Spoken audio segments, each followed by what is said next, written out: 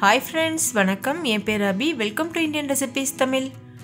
நம்ம இன்னைக்கு ரொம்ப ஹெல்தியான பிரேக்ஃபாஸ்ட் ரெசிபி பார்க்க போறோம். இது செய்யறது ரொம்ப ஈஸி, இன்ஸ்டன்ட்டா செஞ்சு முடிச்சிடலாம். இது வந்து ராகி அடை, ராகி ரொட்டி, கேழ்வரகு அடை இப்படிலாம் சொல்லுவாங்க. இதில் நம்ம நிறைய விதமான காய்கறிகளும் சேர்த்து பண்ண போகிறோம். ஸோ ரொம்ப ஹெல்த்தியாக ரொம்ப ஃபில்லிங்காக இருக்கும். முக்கியமாக டயபெட்டிக் பேஷண்ட்ஸ்க்கு ஒரு பெஸ்ட்டான ஒரு பிரேக்ஃபாஸ்ட் ரெசிபியாகவும் இருக்கும். இப்போ வாங்க இந்த ஈஸியான ஹெல்தியான ராகி அடை எப்படி பண்ணுறதுன்னு பார்க்கலாம். வீடியோக்குள்ளே போகிறதுக்கு முன்னாடி நம்ம சேனல் இந்தியன் ரெசிபீஸ் தமிழை சப்ஸ்கிரைப் பண்ணிக்கோங்க. கூடவே இருக்க பெல் சிம்லையும் கிளிக் பண்ணிக்கோங்க. ஃபஸ்ட் இந்த ரெசிபி பண்ணுறதுக்கு ஒரு பவுல் எடுத்துக்கோங்க. அதில் 1 கப் அளவு ராகி மாவு எடுத்துக்கோங்க. இது 200 கிராம் அளவு மாவு இருக்கும். இது கூட உங்களுக்கு விருப்பமான காய்கறிகள் சேர்த்துக்கிறலாம். நான் 1 கேரட் துருவிட்டு சேர்க்குறேன். கூடவே ஒரு சின்ன பீட்ரூட் தோல் சீவிட்டு துருவிட்டு சேர்த்துருக்கேன். இது கூடவே ஒரு 50 கிராம் அளவுக்கு கீரையை பொடியாக அரிஞ்சிட்டு சேர்த்துருக்கேன். இது கூட நீங்கள் ஒரு பெரிய சைஸ் வெங்காயத்தை பொடியாக அரிஞ்சிட்டு கூட சேர்த்துக்கிறலாம். அது இன்னும் ரொம்ப டேஸ்ட்டாக இருக்கும். இப்போ இதில் கொஞ்சம் போல் மஞ்சள் தூள், சுவைக்கேற்ப உப்பு இதெல்லாம் சேர்த்துக்கோங்க. நான் ஒரு 1/4 டீஸ்பூன் அளவு மட்டும் உப்பு சேர்த்துருக்கேன். இப்போ கை வச்சுட்டு நல்லா இதை பிசைஞ்சுக்கோங்க. நல்லா அழுத்தம் கொடுத்து பிசைஞ்சுக்கணும். இந்த காய்கறிகள் மாவு எல்லாம் ஒன்றோட ஒன்று மிக்ஸ் ஆகிறது மாதிரி பார்த்து நல்லா மிக்ஸ் பண்ணிக்கோங்க. இது நல்லா மிக்ஸ் பண்ணதுக்கு அப்புறமா தான் நம்ம தண்ணி சேர்த்து பிசையணும். இது கூட கொத்தமல்லி கருவேப்பிலெல்லாம் கூட சேர்க்கலாம். நான் இன்னைக்கு வெஜிடபிள் மட்டும் சேர்த்து பண்ணியிருக்கேன். இது கூட நம்ம பொடியாக அரிஞ்ச பச்சை மிளகா கூட சேர்க்கலாம். நான் இன்னைக்கு சேர்க்கல. குழந்தைங்களுக்கு கொடுக்குறதா இருந்தால் பச்சை மிளகா சேர்க்கறத தவிர்த்துருங்க. பெரியவங்க சாப்பிட்றதா இருந்தால் நீங்கள் பச்சை மிளகா சேர்த்துக்கிறலாம். இப்போ நல்லா இதை நம்ம கலந்தாச்சு. இது கூட தேவையான அளவு தண்ணி சேர்த்து நல்லா மிக்ஸ் பண்ணிக்கோங்க. தண்ணி நல்லா சூடாக இருக்கணும். கொதிக்க வச்ச தண்ணியை சேர்த்து நல்லா இது போல் மிக்ஸ் பண்ணிக்கோங்க. இதில் நம்ம சேர்த்துருக்க காய்கறிகள் எல்லாமே சீக்கிரமாக வேகக்கூடிய காய்கறிகள். அதனால் நம்ம இதை வதக்கிட்டு தான் சேர்க்கணுன்னு அவசியம் கிடையாது. அப்படியே கூட நம்ம பச்சையாக சேர்க்கலாம். நம்ம தோசை டவாவில் போட்டு இதை சுடும்போது இது நல்லாவே வெந்துடும். கொஞ்சம் கொஞ்சமாக தண்ணி சேர்த்து மிக்ஸ் பண்ணிகிட்டே இருங்க. ரொம்ப தண்ணி ஆயிடுச்சுனாலும் விரிசலாக வரும். அதே மாதிரி மாவு ரொம்ப ஹார்டாக இருந்தாலும் ஹார்டாக இருக்கும் நம்ம சாப்பிடும்போது.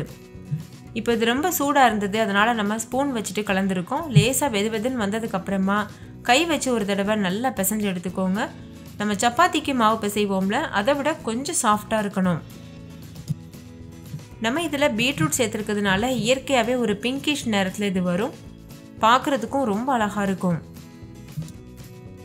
இப்போ பாருங்கள், மாவை நல்லா பிசைஞ்சு எடுத்தாச்சு.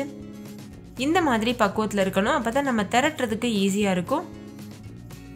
இதிலேருந்து ஒரு சின்ன உருண்டை எடுத்துகிட்டு நம்ம அடை மாதிரி தட்டி எடுத்துக்க போகிறோம். பாருங்கள், இந்த மாதிரி கையில் எடுத்து நல்லா உருட்டிக்கோங்க. அதுக்கப்புறமா ஒரு வாழை இலை அப்படி இல்லைன்னா இது போல் பட்டர் ஷீட் வச்சுட்டு இதில் கொஞ்சமாக எண்ணெய் இல்லைன்னா நெய் தடவிக்கோங்க. அதுக்கப்புறமா நம்ம உருட்டி வச்சுருக்க மாவை இதில் வச்சுட்டு அடை போல் தட்டி எடுத்துக்கணும். நான் கொஞ்சம் போல் எண்ணெய் சேர்த்துருக்கேன். இதை நல்லா ஸ்ப்ரெட் பண்ணிக்கலாம்.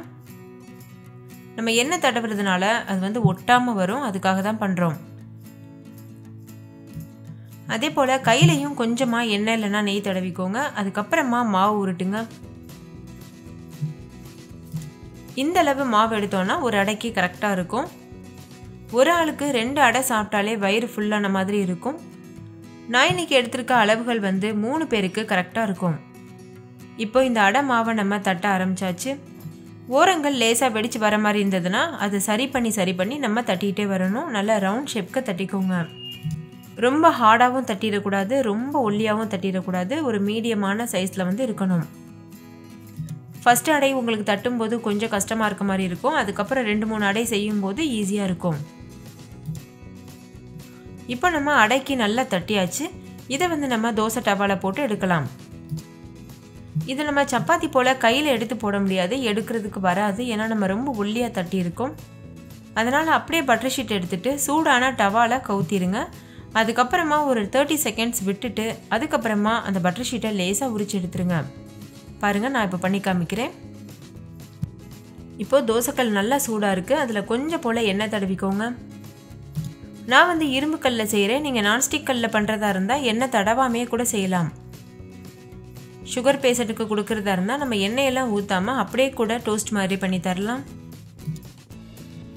இப்போ இப்போ வந்து எண்ணெய் நல்லா அப்ளை பண்ணியாச்சு. நான் வந்து நல்லெண்ணெய் யூஸ் பண்ணியிருக்கேன். நம்ம செஞ்சு வச்சுருக்க அடையை அப்படியே இதில் வச்சுட்டு கொஞ்சம் லேசாக இது போல் தடவி விடுங்க. அதுக்கப்புறமா நீங்கள் இந்த பட்டர் ஷீட்டை வெளியில் எடுத்துடலாம். நம்ம பட்டர் ஷீட்டில் ஏற்கனவே எண்ணெய் தடவி இருக்கோம்ல, அதனால் இது எடுக்கிறதுக்கும் ஈஸியாக வரும். இதில் கொஞ்சம் போல் எண்ணெய் ஊற்றிக்கலாம். ஓரங்கள்லாம் நல்லா வேகணும். அதுக்காக இப்போ 2 பக்கம் திருப்பி விட்டு நல்லா கலர் சேஞ்ச் ஆனதுக்கப்புறம் நம்ம வெளியில் எடுத்துடலாம். இதை ஹை ஃப்ளேமில் வச்சு வேக வைக்கக்கூடாது. நார்மல் நம்ம தோசை மாதிரி இதை வேக வைக்கக்கூடாது. நல்ல லோ ஃப்ளேமில் வச்சுட்டு 2 பக்கமும் கலர் சேஞ்ச் ஆகி நல்லா வெந்து வரணும். அது வரைக்கும் இது நல்லா வேக வச்சுக்கோங்க. நம்ம இதில் வெஜிடபிள்ஸும் சேர்த்துருக்கோம். இந்த சூட்டில் தான் அந்த வெஜிடபிள்ஸும் வேகணும்.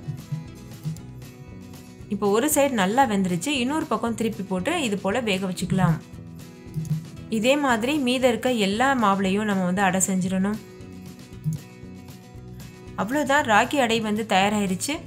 இதை நம்ம பிளேட்டுக்கு மாற்றிடலாம். இது கூட தேங்காய் சட்னி, தக்காளி சட்னிலாம் வச்சு சாப்பிட்றதுக்கு ரொம்பவே சூப்பராக இருக்கும். அப்படி இல்லைன்னா சிம்பிளாக நம்ம இப்படியே கூட சாப்பிடலாம். ப்ளைனாக சாப்பிட்றதுக்குமே ரொம்ப சூப்பராக இருக்கும். ஸோ இந்த ராகி அடை வந்து நம்ம பட்டர் ஷீட் இல்லைனா வந்து வாழை இலையில் தட்டி போடலாம். அப்படி ஒரு வேளை உங்களுக்கு பட்டர் ஷீட்டும் வாழை இலையும் கிடைக்காத பட்சத்தில் நம்ம இந்த தோசை டவா இருக்குல்ல, அதை சூடு பண்ணாமல் அப்படியே அது நல்லா ஆறி இருக்கும்ல, அந்த ஸ்டேஜில் இருக்கும்போதே அதில் கொஞ்சமாக எண்ணெய் தடவிட்டு நான் இப்போ பட்டர் ஷீட்டில் தட்டினேன்ல, அதே போல் அந்த தோசை டவாவில் டைரெக்டாக வச்சுட்டு நீங்கள் தட்டிட்டு அதுக்கப்புறமா ஸ்டவ்வில் வச்சுட்டு சுட்டு எடுக்கலாம். ஆனால் 2வது தடவை நீங்கள் வந்து அடை போடும்போது மறுபடிக்கும் ஸ்டவ் ஆஃப் பண்ணிவிட்டு தோசைக்கல்லை முழுமையாக ஆற வச்சுட்டு அதுக்கப்புறமா தான் தட்ட முடியும். கொஞ்சம் டைம் எடுக்கும். ஸோ இந்த டிப்ஸும் உங்களுக்கு யூஸ்ஃபுல்லாக இருக்கும்னு நினைக்கிறேன். கண்டிப்பாக இந்த ரெசிபியை ட்ரை பண்ணி பாருங்கள். இது ரொம்ப ஹெல்த்தியாகவும் ரொம்பவே ஃபில்லிங்காகவும் டேஸ்டியாகவும் இருக்கும். ட்ரை பண்ணிவிட்டு உங்கள் எக்ஸ்பீரியன்ஸ் எப்படின்றதுன்னு கமெண்ட்லேயும் கூட ஷேர் பண்ண மறந்துடாதீங்க.